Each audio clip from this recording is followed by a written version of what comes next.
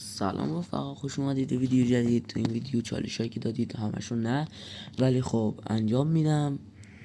این کامنت هایی که میبینید رو صفحه کامنت هایی که شما برای من گذاشتید، کامنت هایی که فرستادید واقعا فوق العاده چالششون سخت بود و اینکه اینا رو دقیقا انجام ندادم. 2 شلاقی ناب زدم و اینکه آخر ویدیو میذارم گیم پلیشو.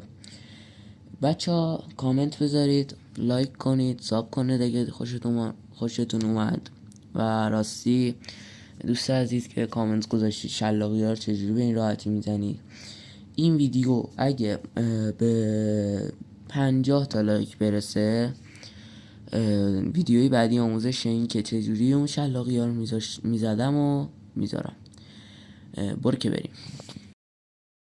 میدمون به تش بود و اینم از این آخری. نشونم بده بینم کی بود منو آفرید. زندگی نکردیم مشی و اون دست و پا زدیم جای امیر تتلو خالی کیرم تو این داوری. شبا بیدارم حالم خراب، زندگی واسه ما یه خواب راحت نذاش. میخوام یه چی بگم توی تاریخ بنویس، بازی ما داور نداشت.